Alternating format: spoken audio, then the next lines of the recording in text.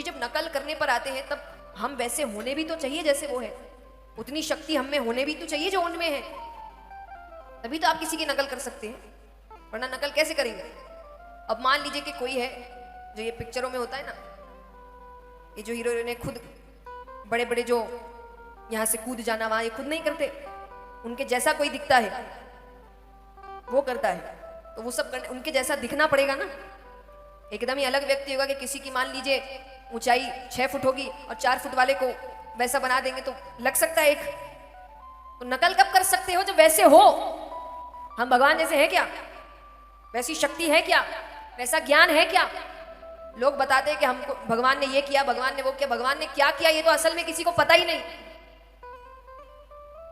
आज हम जिनसे भी सीख रहे हैं कोई भी बात है वो उतना बता रहा है जितनी उसकी बुद्धि विकसित हो चुकी है। असल भगवान क्या मतलब रखते थे ये तो कोई जानता ही नहीं है। तो अगर कोई भी आपको लीला भगवान की समझ नहीं भी आ रही है तो समझने की कोशिश करो। क्यों? ये कह देना कि मेरे समझ में नहीं आई तो हुई नहीं है, गलत है। क्योंकि जो अपनी जिंदगी नहीं संभाल पा रहा वो उसका अर्थ बताएगा जो दुनिया चला रहा है। हम हर दूसरे दिन हमको लगता है हम क्या करें, ये दिक्कत का सामना कैसे करें, मुझे तो समझ नहीं आ रहा। जब आपको आपकी जिंदगी की छोटी छोटी चीजें समझ नहीं आ रही तो जो दुनिया चलाने की बात करते हैं उन ग्रंथों में जो बात लिखी है वो हमको कैसे इतनी आसानी से समझ में आएगी। दिमाग उतना विकसित होना भी तो चाहिए ना। एक 1 क्लास के बच्चे को क्लास 10 की पढ़ाई दे दोगे और बोलोगे कि वो बच्चा मूर्ख है, तो ये सही बात है क्या? या ये बोल दे कि वो पढ़ाई गलत है क्योंकि उस बच्चे को नहीं समझ आ रही, दोनों ही बात नहीं हो सकती ना।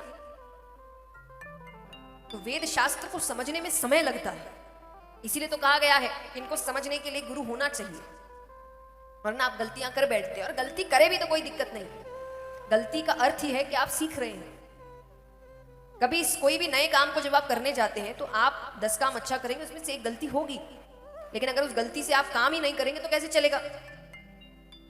तो जो व्यक्ति सही करने की कोशिश करता है ना वो इन गलतियों से डरता नहीं। तो हो सकता है मुझसे गलतियां होगी पर मेरा उद्देश्य अच्छा है, मेरा उद्देश्य गलत नहीं है, और जिसका उद्देश्य सही होता है ना उसका साथ भगवान देते हैं, ये सच्ची बात है।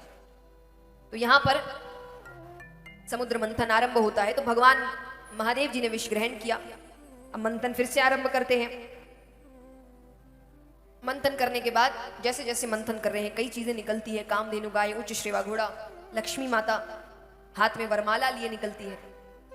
वरमाला लिए तो सब खड़े हो गए, विष्णु भगवान पीछे, उनको पता है आना कहाँ है।